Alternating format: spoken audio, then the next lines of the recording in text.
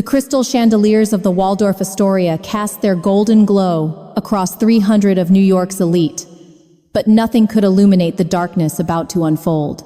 Designer gowns rustled against Armani suits as champagne glasses clinked in celebration of Tasha Montgomery's 32nd birthday. But this wasn't just any birthday party. This was a statement. Tasha stood center stage in a custom Valentino gown worth more than most people's annual salary, her perfectly contoured face glowing under the spotlight. The ballroom buzzed with the energy of Manhattan's most influential families, their conversations weaving through the air like expensive perfume.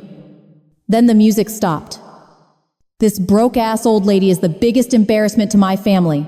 Tasha's voice cut through the silence like a blade, her manicured finger pointing toward the ballroom's entrance. Every head turned, every conversation died. There, clutching a small wrapped package against her chest, stood Loretta Washington, 71 years old, wearing a faded wool dress that had seen better decades, her weathered hands trembling slightly as 300 pairs of eyes descended upon her like vultures. The contrast was devastating. While Tasha sparkled in designer everything, Loretta looked like she'd stepped out of a completely different world. Her orthopedic shoes squeaked against the marble floor as she took a hesitant step forward. Her gray hair pulled back in a simple bun that cost nothing but revealed everything about the life she'd lived. "Look at her," Tasha continued, her voice dripping with venom. "My own grandmother, showing up to my party dressed like she just crawled out of some janitor's closet." The package in Loretta's hands was wrapped in yesterday's newspaper, tied with a piece of kitchen twine. She'd spent 3 weeks creating what was inside, carefully selecting family photos spanning 5 decades, arranging them in a handmade album with notes written in her careful, cursive handwriting. Stories of Tasha's first steps, her graduation day, the Christmas mornings when Loretta worked double shifts just to buy her granddaughter that one special gift she'd been begging for. "Tasha, sweetheart." Loretta's voice was soft, steady, despite the storm brewing around her. "I brought you something special for your birthday." But Tasha wasn't finished with her performance. "Special?" She threw her head back and laughed, the sound echoing off the vaulted ceiling. "What could you possibly have that would be special to anyone here? You clean toilets for a living, Grandma. You're nothing but a filthy janitor." Regina Montgomery, Tasha's mother, rose from her table like a predator sensing weakness. Her husband Vernon followed, his face twisted in secondhand embarrassment. They'd been waiting for this moment, hoping Loretta wouldn't show up but secretly eager to use her appearance as ammunition. "Mother," Regina's voice carried across the ballroom with practiced cruelty. "We talked about this. This isn't the place for your charity case routine." The words hit Loretta like physical blows, but she didn't flinch. She'd raised Regina after her own daughter died young, working 3 jobs to put her through private school and college. She'd sacrificed everything for this family. Vernon joined the assault with his own brand of sophisticated viciousness. "Loretta, you're making everyone uncomfortable. Maybe it's time you headed home to your little apartment." The relatives circled like sharks. Cousin Michael, Uncle James, Aunt Patricia, people Loretta had helped through their darkest moments, now laughed along with the cruelty, their loyalty evaporating in the face of social pressure. The guests whispered behind jeweled hands and crystal glasses. Their stares cut deeper than any words, each glance a small death of dignity. These were people who measured worth in bank accounts and brand names, and Loretta represented everything they feared becoming. "Please," Loretta tried once more, extending the newspaper-wrapped gift toward her granddaughter. "Just open it. It's filled with memories of our family, of all the love we've shared." Tasha recoiled as if the package carried disease. "Get that trash away from me. Do you have any idea how much this party cost? How much these people matter to my career? And you show up looking like you're about to ask for spare change." The cruelty escalated with each word, feeding off the crowd's energy. Phones appeared, recording the humiliation for social media. The story would be all over Manhattan's gossip circuits by morning, the night Tasha Montgomery destroyed her own grandmother at her birthday party. But then something extraordinary happened. Harold Grayson, CEO of Grayson Enterprises and one of the most powerful men in the room suddenly stood up so fast, his chair toppled backward. His face had gone completely white. His eyes locked on Loretta like he'd seen a ghost. "You," he whispered, his voice carrying despite its softness. "Dear God, you're LW. You're the majority shareholder of my company." The ballroom fell into absolute silence. Tasha's mouth hung open, her perfectly applied lipstick suddenly looking garish under the lights. Regina's champagne glass slipped from her fingers, shattering against the marble floor in the only sound that dared break the tension. Loretta looked directly at Harold, and for the first time that evening, smiled. It wasn't a warm smile, or a forgiving one. It was the smile of someone who'd been holding cards close to her chest for a very long time. Without saying a single word, she turned and walked toward the exit, her orthopedic shoes now sounding like thunder with each deliberate step. The newspaper-wrapped gift remained on the floor where Tasha had recoiled from it, abandoned like the family values it represented. As the ballroom doors closed behind her, Loretta's eyes blazed with something her family had never seen before, something that would change everything they thought they knew about the woman they'd just humiliated. Can a woman destroyed by her own family's greed turn the tables on everything they believe? This is just the beginning of a story that will shatter every assumption about power, family, and revenge. The 6:15 a.m. express bus rattled through the pre-dawn darkness of Manhattan, its worn vinyl seats filled with the city's invisible workforce. Loretta Washington sat near the back, her faded janitor's uniform bearing the name tag L. Washington in crooked letters. But beneath the ordinary surface, something extraordinary was happening. Her ancient flip phone buzzed softly in her weathered hands. The screen displayed encrypted alerts that would make Wall Street wolves salivate. NASDAQ futures up 2.3%. Energy sector surge imminent. Tech acquisitions accelerating. Loretta's fingers moved across the keypad with surprising speed, executing trades worth millions while her fellow passengers dozed against fogged windows.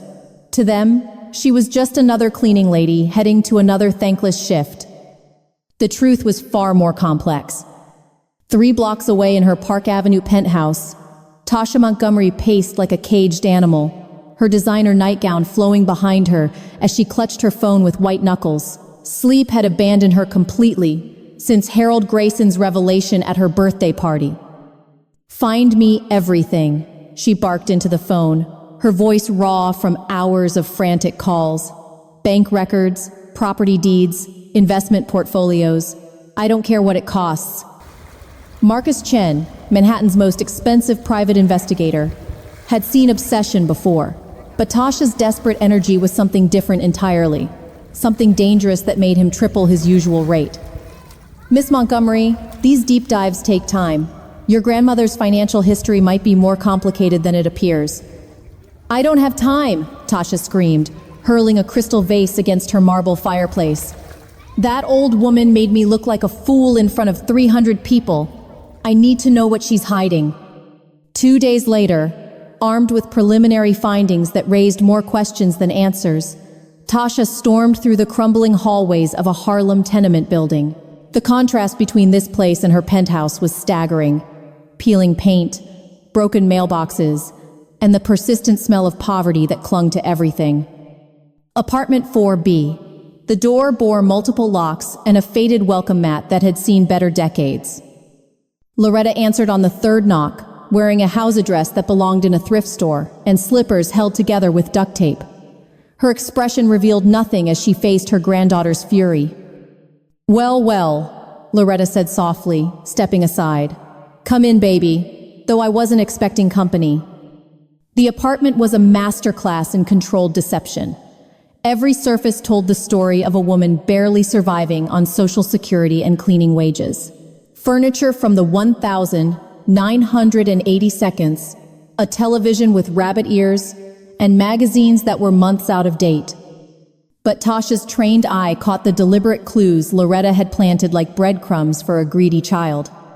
A bank receipt on the kitchen counter, partially hidden under a grocery circular, showed a deposit of exactly $500. Next to it, A handwritten note in Loretta's careful script. Meeting with Henderson Industries postponed until Tuesday. Terms still confidential. Grandmother. Tasha's voice dripped with false sweetness as she settled onto a sagging couch. We need to talk about some things that came up at my party. Loretta shuffled to the kitchenette, her movements deliberately slow and frail. She prepared instant coffee in chipped mugs, adding powdered creamer with shaking hands that could have been age or could have been theater. That nice Mr. Grayson seemed to know you, Tasha continued, her eyes scanning every corner of the cramped space. Something about investments? Oh, honey, Loretta laughed, a sound like rustling leaves. I clean his office 3 nights a week. Maybe he recognized me from emptying his trash cans. But even as she played the confused elderly woman, Loretta's mind was calculating every word, every gesture. She'd been preparing for this moment for years, understanding that family greed was as predictable as the sunrise. The truth stretched back 3 decades, to when a young Loretta Washington mopped floors in the gleaming towers of Wall Street. While cleaning crews were invisible to the power players, Loretta had learned that invisible meant you could hear everything. Late nights in corporate boardrooms, she'd listen to merger plans worth billions. Early mornings in executive suites, she'd overheard investment strategies that would reshape entire industries. And slowly, methodically, she'd begun making moves of her own. A few $100s here, a carefully timed stock purchase there. By the time the internet revolution exploded in the late 90s, Loretta had positioned herself to ride every wave. Her cleaning lady salary had grown into something that made her family's lifestyle look like pocket change. But she'd kept her secret perfectly, living in plain sight while building an empire, one calculated decision at a time. Grandmother, Tasha pressed, her patience evaporating as she spotted more planted evidence. What exactly do you know about Henderson Industries? Loretta's face remained a mask of innocent confusion. Nothing much, sweetheart. Sometimes I hear names when I'm working, but it all sounds like gibberish to me. Tasha's frustration reached a breaking point when she spotted a business card tucked behind a ceramic salt shaker. The name was partially obscured, but she could make out what appeared to be a phone number and the words private consultation. I need to use your bathroom, Tasha announced, snatching the card when Loretta turned away. In the cramped bathroom that smelled of cheap air freshener, Tasha dialed the number with trembling fingers. This was it. This was the connection that would expose whatever game her grandmother was playing. The phone rang twice before a cheerful voice answered. Tony's Pizza Palace? We deliver anywhere in Manhattan? Large or small, lady? Tasha's scream of rage echoed through the thin walls as laughter erupted from nearby apartments. Her paranoia had led her straight into a trap of her own making, and somewhere in the kitchen, Loretta Washington smiled the quiet smile of someone who'd spent decades learning that the best revenge was patience. The pizza guy was still asking about toppings when Tasha hurled the phone against the bathroom mirror, shattering both her composure and any illusion that this game would be simple. The sound of pounding fists against mahogany echoed through the marble foyer of Tasha and Malik's Upper East Side penthouse. But this wasn't a social call. The repo men had arrived like vultures, armed with court orders and zero sympathy. Mrs. Montgomery, you have 48 hours to settle the outstanding balance, or we begin asset seizure, the lead officer announced through the intercom, his voice cutting through the morning air like a blade. Inside, chaos reigned supreme. Designer handbags lay scattered across Italian leather furniture, their contents spilled like the remnants of a life built on borrowed time. Credit card statements formed small mountains on the glass dining table, each one a testament to spending that had spiraled completely out of control. Tasha sat in the center of it all, still wearing yesterday's Chanel suit, her perfectly styled hair now disheveled from hours of frantic phone calls to banks that had already made their decisions. $700,000, Malik whispered, staring at the final tally on his laptop screen. Tasha, how did we get here? The number hung in the air like a death sentence. $700,000 in combined debt from Tasha's compulsive shopping sprees, designer addiction, and desperate attempts to maintain a lifestyle that had always been a house of cards. But their financial ruin ran deeper than even they knew. Vernon Montgomery's real estate investments had collapsed like dominoes when the luxury market took an unexpected dive. Properties he'd leveraged to the hilt were now underwater, dragging the family's creditworthiness down with them. Regina's obsession with cosmetic procedures had evolved from vanity to full-blown addiction. The bills from Manhattan's most exclusive plastic surgeons told a story of desperation disguised as self-improvement, each procedure more expensive than the last. The Montgomery family empire was crumbling, and there was only one person who might have the power to save them. "We have to go see her," Regina announced, her voice hollow with the kind of defeat that comes from having no other options. "We have to swallow our pride and ask grandmother for help." The words tasted like poison in her mouth.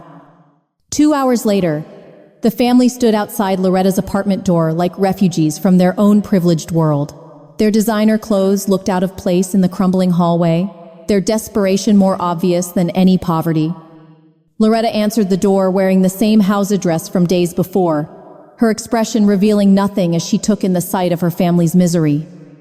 "Well, this is a surprise," she said softly, stepping aside to let them enter. "All of you together. Must be something important." The apartment felt even smaller, with 4 people crowded into its modest space. Tasha perched on the edge of the sagging couch like she might catch something, while Vernon and Regina stood awkwardly near the kitchen counter. Malik remained by the door, his instincts telling him something was very wrong about this entire situation.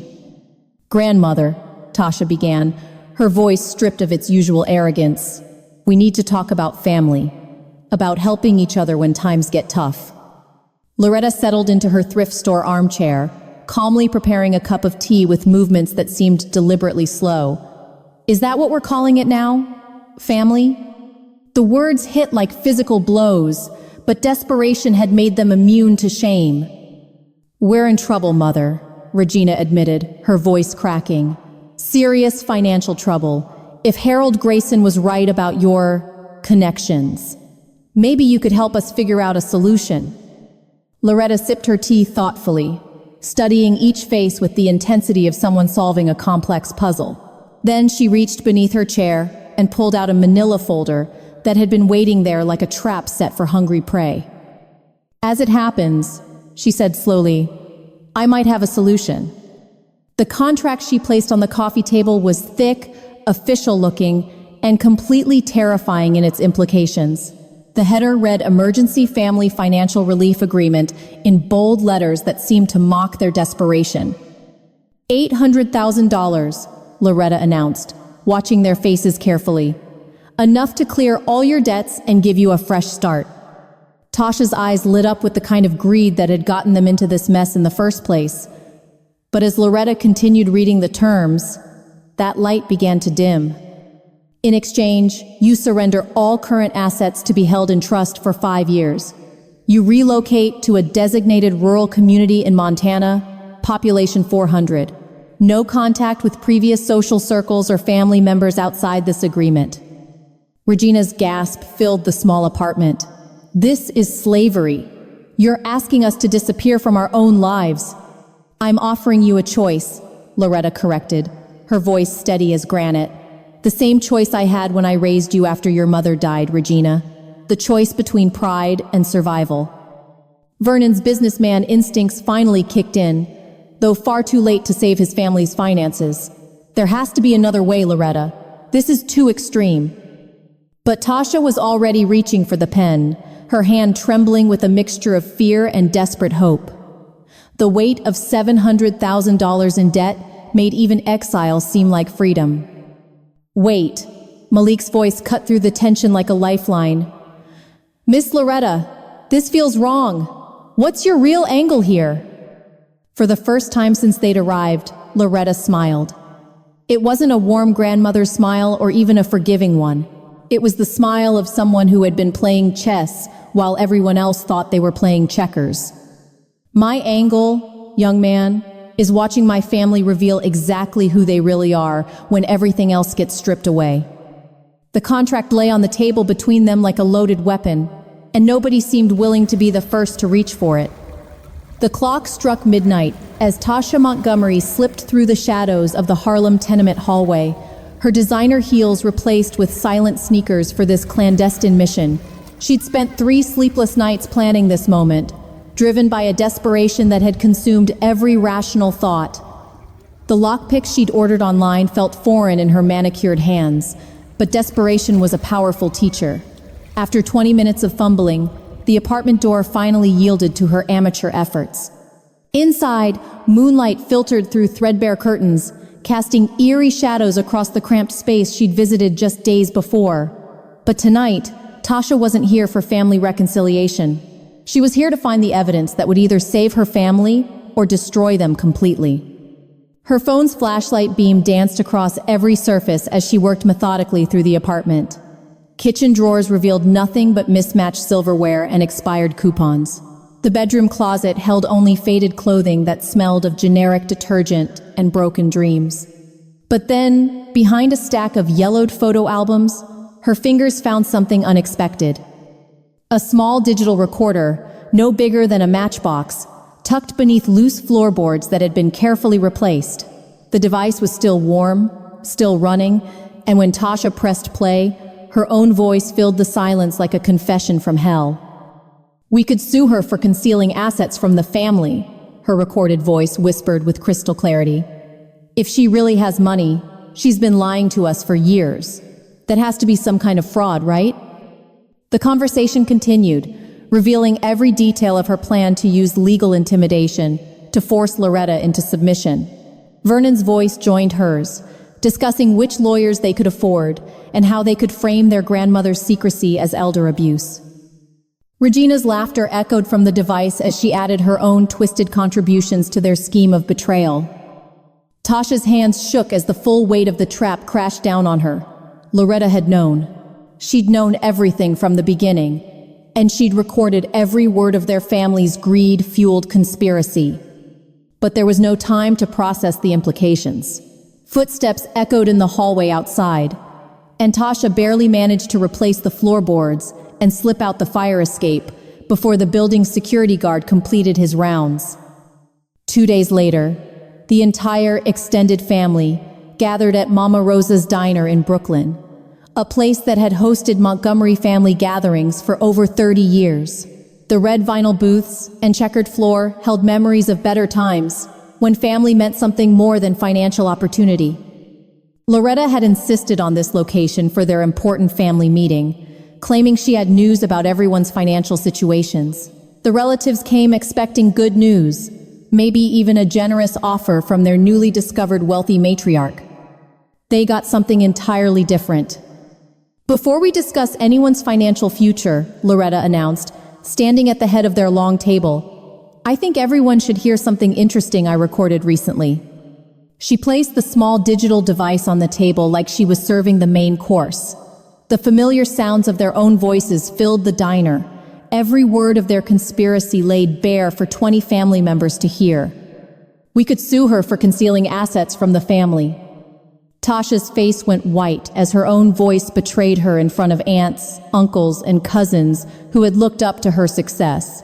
The comfortable chatter of the diner faded as every conversation stopped.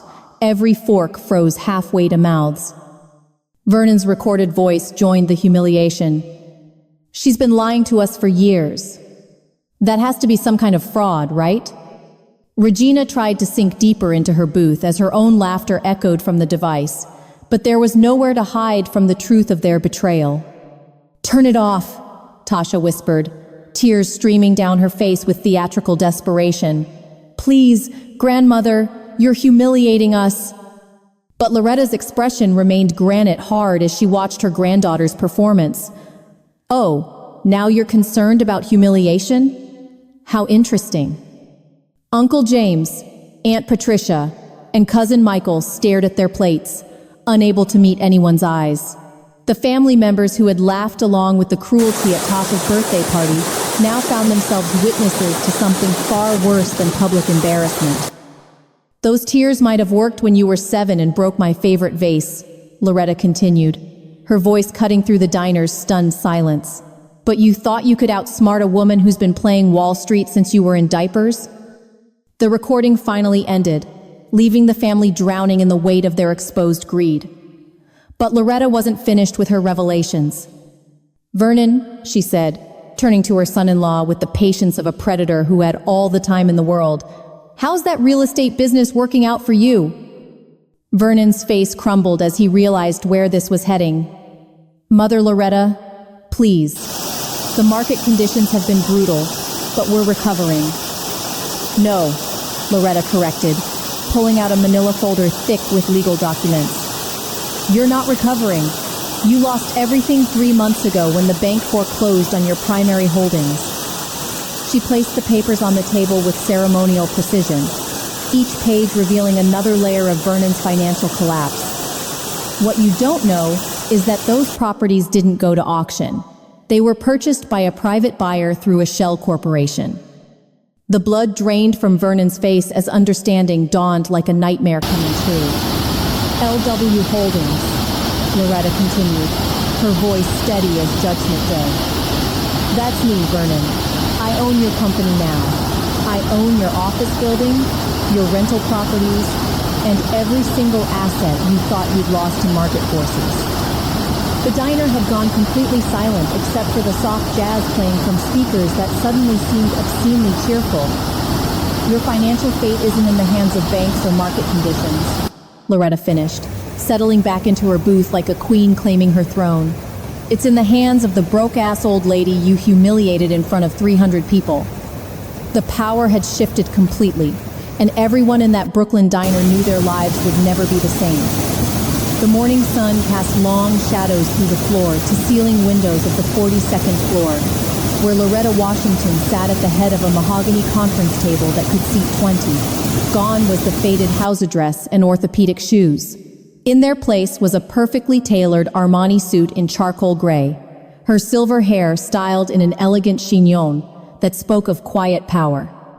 The executives surrounding her represented some of Manhattan's most influential corporations. Their quarterly reports spread across the polished wood like offerings to a financial goddess they were only beginning to understand. "The Henderson Industries merger proceeds as planned," she announced, her voice carrying the authority of someone who had earned every syllable through decades of invisible sacrifice. "Market opening in Tokyo shows favorable conditions for our expansion." Harold Grayson sat to her right, the same man who had recognized her at Tasha's birthday party, now looking at her with a mixture of respect and bewilderment.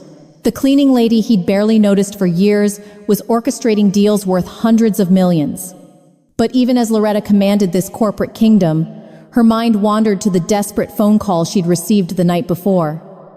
3 weeks had passed since the family dinner revelation at Mama Rosa's diner, and the social fallout had been swift and merciless. Word of the Montgomery family's betrayal had spread through Manhattan's elite circles like wildfire, turning Tasha from socialite to social pariah overnight. The same people who had laughed at Loretta's humiliation now whispered about Tasha's greed behind gloved hands at charity galas and country club brunches. The tables had turned completely, and Tasha found herself drowning in the same judgment she had once wielded so carelessly. "Grandmother, please." Tasha's voice had cracked through the phone lines, stripped of all its former arrogance. "Let me make this right. Let me show everyone that I understand what I did wrong." Now, as limousines lined up outside the Plaza Hotel's grand ballroom, that desperate plea was about to become reality. The same 300 guests who had witnessed Tasha's cruelty at her birthday party 3 months earlier were gathering again, but this time the atmosphere was entirely different. The air buzzed with curiosity and uncomfortable tension as Manhattan's elite tried to process the seismic shift in their social hierarchy. Crystal chandeliers cast the same golden glow, but tonight they illuminated a very different kind of performance. Tasha stood at the podium in a simple black dress, her usual designer glamour, replaced by the humility of someone who had lost everything that mattered to her. Her hands trembled as she gripped the microphone, her voice barely above a whisper when she began to speak. 3 months ago, in this very room, I committed the most shameful act of my life, she began, her words carrying to every corner of the silent ballroom. "I humiliated the woman who raised me, who sacrificed everything for our family, who loved me when I didn't deserve it." The crowd that had once laughed at Loretta's expense now listened with rapt attention, their champagne glasses forgotten as they witnessed this unprecedented display of public remorse. "I called my grandmother a broke-ass old lady," Tasha continued, tears streaming down her face as she forced herself to relive every cruel word. "I mocked her appearance, her job, her dignity. I treated her like she was nothing when she was everything." In the back of the ballroom, Loretta sat quietly at a corner table, her face an unreadable mask as she watched her granddaughter's performance. She wore the same simple black dress she'd donned for countless family funerals, but tonight it felt like armor. As Tasha's apology continued, the minds of those present began to wander to the stories that had emerged in recent weeks. Stories of a young single mother working 3 jobs to put her daughter through private school. Stories of a woman studying financial newspapers by candlelight after 16-hour cleaning shifts, teaching herself the language of Wall Street while her family slept. The flashbacks painted a picture of sacrifice that few in that ballroom could comprehend. Loretta at 25, mopping floors in corporate towers while memorizing stock symbols and market patterns. Loretta at 30, using her meager savings to make her first investment while wearing the same uniform she'd worn for years. Loretta at 40, quietly building her empire, one strategic decision at a time, all while maintaining the illusion of poverty to protect her family from the corruption that wealth could bring. But the most devastating memory was recent. Loretta at 71, clutching a handmade family photo album while her own granddaughter destroyed her dignity in front of 300 strangers. "I don't deserve forgiveness." Tasha's voice broke completely as she collapsed to her knees at the podium, her sobs echoing through the ornate ballroom. "I don't deserve anything except the shame I've brought on myself and my family." The crowd began to murmur with sympathy, some dabbing at their eyes with silk handkerchiefs. The same people who had once reveled in cruelty now found themselves moved by this display of genuine remorse. But when all eyes turned to Loretta, expecting gracious acceptance of her granddaughter's apology, they found something entirely different. Loretta rose slowly from her chair, her movements deliberate and commanding. When she spoke, her voice carried clearly across the silent ballroom without need for amplification. "Words don't fix decades of cruelty, Tasha," she said, her tone neither angry nor forgiving, but something far more devastating, indifferent. "Tears don't erase the years you treated me like I was invisible unless you needed something." The ballroom fell into absolute silence as Manhattan's elite witnessed something they'd never seen before. A woman who refused to accept an apology simply because it was offered publicly. "This isn't about forgiveness," Loretta continued, her gaze sweeping across faces that had watched her humiliation with entertainment just months before. "This is about consequences." The reckoning had only just begun. The penthouse overlooking Central Park felt like a cathedral in the early morning light, its floor-to-ceiling windows offering a view of Manhattan that most people could only dream of. But Loretta Washington sat alone at her dining table, untouched coffee growing cold as she stared at a faded photograph in her weathered hands. The image showed a younger version of herself standing beside James Washington, her late husband, both of them beaming in front of their first tiny apartment in Harlem. They'd had nothing but love and dreams back then, before cancer took him at 43 and left her to raise their daughter alone. "What would you think of all this, James?" she whispered to the silence, her voice carrying the weight of months of carefully orchestrated revenge. "Would you say I've gone too far, or not far enough?" The photograph offered no answers, but Loretta found herself questioning everything she'd built in the name of teaching her family a lesson about respect and humility. 40 blocks away in Brooklyn, Tasha Montgomery was learning those lessons the hard way. The modest 2-bedroom apartment she now shared with Malik bore no resemblance to their former Park Avenue penthouse. Second-hand furniture filled rooms that could fit entirely within their old master bedroom, and the view from their window showcased a fire escape instead of Central Park. Boxes lined the walls, filled with the remnants of their former life. Designer handbags sold to pay rent, jewelry pawned to buy groceries, artwork liquidated to cover the most pressing debts. Everything that had once defined Tasha's identity was gone, replaced by the harsh reality of living within actual means. "I need to see her," Tasha announced, folding the last of their expensive clothing into donation bags. "I need to ask grandmother for a chance to work at her foundation." Malik looked up from his laptop, where he'd been searching for jobs that might hire someone with his newly tarnished reputation. "Tasha, are you sure? After everything that happened at the plaza, maybe it's better to give her space." But desperation had transformed into something deeper than financial need. For the first time in her adult life, Tasha found herself wanting to understand the woman she'd spent years dismissing as irrelevant. 2 days later, she stood in the gleaming lobby of the Washington Foundation building, her reflection in the marble floors showing a woman stripped of all pretense. Gone were the designer clothes and professional styling, replaced by simple black slacks and a white blouse from Target. "I want to work here," she told Loretta when they finally sat across from each other in the foundation's modest conference room. "Not because I need money, but because I need to understand who you really are." Loretta studied her granddaughter's face with the intensity of someone reading a complex financial report. "You want to understand me? Then you'll start at the bottom, just like I did." The work was humbling in ways Tasha had never imagined. Filing paperwork that documented decades of quiet philanthropy, serving coffee to board members who remembered her public humiliation, answering phones for people seeking help from programs she'd never known existed.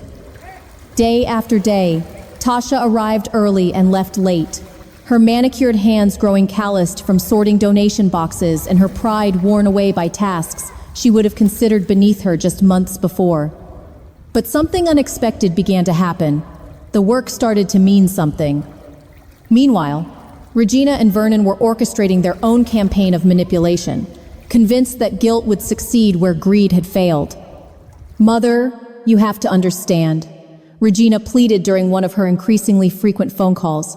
"We're family. Family doesn't abandon each other during hard times." Vernon's voice joined hers on speakerphone, his tone carefully modulated to sound both desperate and reasonable. "Loretta, we've learned our lesson. We'll sign any agreement you want, accept any terms. Just help us get back on our feet." But Loretta's response was as cold as winter wind off the Hudson River. "You made your bed," she said simply. "Now sleep in it. I spent 30 years cleaning up after other people's messes. I'm done cleaning up after yours." The line went dead, leaving Regina and Vernon to face the consequences of their choices without the safety net they'd always assumed would be there. Back at the foundation, Tasha was discovering layers of her grandmother's generosity that took her breath away. Late one evening, while organizing files in the basement archive, she came across a folder marked Lincoln Elementary School Project Confidential. Inside were architectural plans, financial statements, and correspondence dating back 5 years. The documents told the story of a struggling inner-city school facing closure due to budget cuts, and the anonymous donor who had quietly provided funding for complete renovation and expansion. Tasha's hands trembled as she read through letter after letter from grateful teachers and parents, each one praising the mysterious benefactor who had saved their children's education. The final document was a photograph of the school's dedication ceremony, showing dozens of smiling children in front of a beautiful new building. Lincoln Elementary School, the same school where Tasha had spent her childhood years, where Loretta had walked her to classes every morning before rushing off to her first cleaning job of the day. The realization hit her like a physical blow, and she collapsed into a chair as tears streamed down her face. While she'd been spending thousands on designer shoes, her grandmother had been quietly saving the school that had shaped her childhood. While she'd been mocking Loretta's appearance at expensive restaurants, Loretta had been ensuring that hundreds of children would have a future. "You saved my school," she whispered to the empty basement, finally understanding that the woman she'd humiliated possessed a heart bigger than any bank account could measure. For the first time since this journey began, Tasha felt something that had nothing to do with money or status or revenge. She felt hope that maybe, just maybe, redemption was possible. 6 months had transformed Tasha Montgomery in ways that money never could. Standing at the head of the Washington Foundation's conference table, she radiated a confidence that came from purpose rather than privilege. Her presentation boards displaying detailed plans that could change entire communities. The Mobile Learning Initiative, she announced to the board of directors, her voice steady with conviction, would bring educational resources directly to underserved neighborhoods across 5 boroughs, reaching over 3,000 children who currently lack access to quality after-school programs. Loretta sat at the far end of the table, her expression unreadable as she listened to her granddaughter outline budgets, timelines, and impact projections with the precision of someone who had learned to value every dollar spent on meaningful change. The woman presenting bore little resemblance to the entitled socialite who had humiliated her grandmother at the Waldorf Astoria. This Tasha spoke with passion about literacy rates and community partnerships, her eyes lighting up when she described the potential to break cycles of educational inequality. The initial investment would be significant, Tasha continued, clicking to her final slide, but the long-term impact on these communities would be immeasurable. We're not just providing tutoring services, we're providing hope. When the presentation ended, the board members exchanged impressed glances. Harold Grayson, still adjusting to seeing his former cleaning lady as a foundation president, nodded approvingly at the thoroughness of Tasha's research. But Loretta remained silent, studying her granddaughter with the intensity of someone making a decision that would reshape multiple lives. "Excellent work," she finally said, rising from her chair. "But before we discuss funding for your initiative, there's something I need to share with all of you." She walked to the front of the room, her movements deliberate and commanding. "That contract I presented to my family 6 months ago, the one offering $800,000 in exchange for exile to Montana, was completely fabricated." Tasha's face went pale as the implications crashed over her like a tidal wave. "It was a test," Loretta continued, her voice carrying the weight of months of careful observation. "A test to see who in my family would choose money over dignity, convenience over character." The conference room fell into stunned silence as board members processed this revelation. The elaborate contract, the harsh terms, the impossible choices, all of it had been theater designed to reveal the true nature of hearts driven by greed. "My real will," Loretta announced, pulling out a thick legal document that bore the seal of Manhattan's most prestigious law firm, "distributes my $300 million estate very differently." She placed the papers on the table like she was dealing cards in a game where the stakes were generational wealth. 80% goes to charitable organizations focused on education, healthcare, and housing for underserved communities. The remaining 20%, $60 million, goes to Tasha, but only if she completes 10 years of meaningful work at this foundation. Tasha's knees buckled, and she gripped the edge of the table to steady herself. 10 years. 10 years of learning humility, purpose, and the true value of wealth used responsibly. Not 10 years of showing up, Loretta clarified, her gaze locked on her granddaughter's face. 10 years of growing into the woman I always hoped you could become. Before Tasha could respond, the conference room doors burst open with the fury of entitled rage. Regina Montgomery stormed in wearing desperation disguised as righteous indignation, with Vernon close behind, their faces twisted with the kind of anger that comes from having backup plans destroyed. "You can't do this!" Regina screamed, her voice echoing off the corporate walls. "She's our daughter! You're stealing her away from her own family!" Vernon's businessman facade had completely crumbled, revealing the raw greed that had always lurked beneath his polished exterior. "This is manipulation, Loretta. You're bribing her to abandon the people who raised her." But Loretta's response cut through their protest like a blade through silk. "I'm giving her what you never did," she said, her voice steady as granite. "A spine." The words hung in the air with devastating accuracy. For 32 years, Regina and Vernon had raised Tasha to be decorative rather than decisive, valued for her ability to spend money rather than earn respect. You taught her that worth comes from what she owns, not who she is, Loretta continued, her gaze sweeping between her daughter and son-in-law. You taught her that family exists to provide financial security, not emotional support. Regina's face crumpled as the truth of those words struck home, but her desperation drove her to one final, desperate attack. Malik, she turned to her son-in-law, who had been standing quietly by the door. Tell her this is insane. Tell Tasha she belongs with her real family, not playing charity worker for some guilt trip. The room held its breath as all eyes turned to Malik, the man who had watched his wife transform from entitled socialite to passionate advocate. His choice would determine not just Tasha's future, but the trajectory of their entire marriage. Malik walked slowly to where Tasha stood, his movements deliberate and purposeful. When he reached her side, he took her hand and faced Regina and Vernon with quiet determination. The woman I married was beautiful but empty, he said simply. The woman standing beside me now is beautiful and full of purpose. I'd rather build a life with someone who earns respect than someone who demands inheritance. Regina's scream of fury echoed through the building as Vernon dragged her toward the exit, but their protests had become irrelevant noise. The real family, the one built on mutual respect and shared values, was just beginning to take shape. Tasha looked at her grandmother with tears streaming down her face. But for the first time in months, they were tears of gratitude rather than shame. 10 years, she whispered. 10 years, Loretta confirmed, extending her hand not as a grandmother offering forgiveness, but as a mentor offering opportunity. The empire built on invisible sacrifice would continue, but now it would be guided by hands that understood the true weight of responsibility.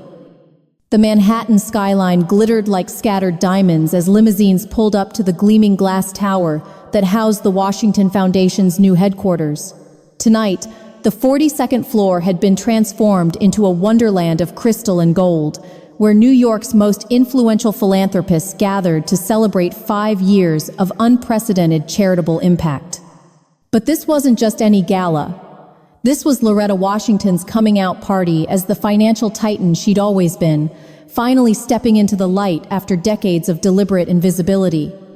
She stood at the center of it all in a stunning midnight blue gown that cost more than most people's annual salary. Her silver hair styled in an elegant updo that sparkled with understated diamonds. The woman who had once scrubbed floors in these very buildings now commanded their heights with the grace of someone who had earned every inch of her ascent. The guest list read like a who's who of Manhattan power, but tonight they weren't here to see and be seen. They were here to witness the unveiling of a legacy that would reshape charitable giving for generations to come. Ladies and gentlemen, Loretta's voice carried clearly across the packed ballroom.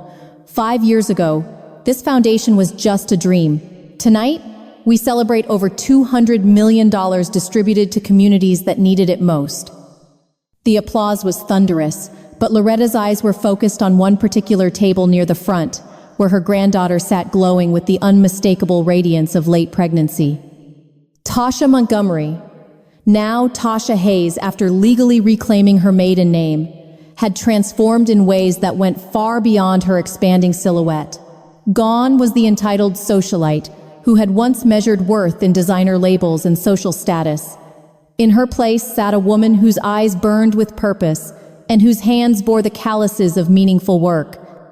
Our mobile learning initiative has reached over 15,000 children, Tasha announced as she took the microphone, her voice strong despite her obvious exhaustion from carrying their first child. But more importantly, we've seen graduation rates increase by 40% in the communities we serve. Malik stood beside her, his own transformation equally remarkable. The man who had once enabled his wife's spending habits now worked as the foundation's chief financial advisor, ensuring every dollar was maximized for community impact rather than personal gain. Their love had deepened through shared purpose, strengthened by the crucible of losing everything material and discovering what truly mattered. As Tasha outlined program after program that she'd personally developed and overseen, flashbacks filled Loretta's mind of the journey that had brought them to this moment. Months of patient mentoring, where she taught her granddaughter to see beyond balance sheets to the human stories behind every charitable dollar. Late nights in community centers, where Tasha had learned to listen to families struggling with problems that money alone couldn't solve. The slow healing of their relationship, built not on guilt or obligation, but on mutual respect, earned through shared values and common goals. And now, Loretta announced, retaking the microphone with a smile that could have powered the building's lights, I want to introduce you to the Foundation's newest board member. She gestured toward Tasha, who stood carefully, and placed her hands on her rounded belly with protective tenderness. Aaliyah Hayes, Loretta continued, her voice thick with emotion, my great-granddaughter, who will inherit not just financial resources, but a legacy of service that stretches back 4 generations. The crowd erupted in appreciative laughter and applause as Tasha's face glowed with pride and anticipation. This child would grow up understanding that wealth was a tool for lifting others, not a weapon for asserting superiority. Near the back of the ballroom, Regina and Vernon Montgomery sat quietly at a modest table, their presence a testament to how completely the family dynamics had shifted. They were guests now, not power players, their own journeys through financial ruin having stripped away the arrogance that had once defined them. They'd lost their homes, their status, and their illusions about what mattered in life. But they'd gained something more valuable, the humility to appreciate being included in this celebration of the family they'd once tried to exploit. Before we conclude tonight's festivities, Loretta announced, raising her champagne glass in a toast that would be remembered long after the evening ended, I want to share something my late husband James used to tell me. The ballroom fell silent, hundreds of powerful people hanging on the words of a woman who had redefined what power actually meant. Family isn't blood, she said, her voice carrying to every corner of the room. Family is who shows up when the masks come off, when the money runs out, when all you have left is your character. The crowd roared with approval, but Loretta's eyes were locked on Tasha, who rose from her chair with tears streaming down her face and moved toward the woman who had saved her from herself. Their embrace was 5 years in the making, built on foundations of hard-won respect rather than genetic obligation. When they pulled apart, both women were crying, but their tears were of gratitude rather than regret. The empire Loretta had built through decades of invisible sacrifice would continue, but now it was guided by hands that understood the true weight of responsibility. The Washington Foundation would outlive them all, touching countless lives through programs designed by people who had learned that true wealth came from lifting others rather than elevating themselves. Later that night, as the last guests departed and the cleaning crews began their work, Loretta stood alone on her penthouse balcony, overlooking the city that had been both her workplace and her conquest. The lights of Manhattan stretched endlessly before her, each one representing lives that could be changed by the foundation she'd built. She'd started as a janitor in these towers and ended as their master. But the journey had taught her that the real victory wasn't in accumulating wealth, it was in using it wisely. At 77, Loretta Washington had finally found peace in being both the woman who had scrubbed floors and the titan who commanded boardrooms. Her legacy was secure, her family redeemed, and her conscience clear. The broken-ass old lady had indeed turned the tables, but in the end, everyone had won.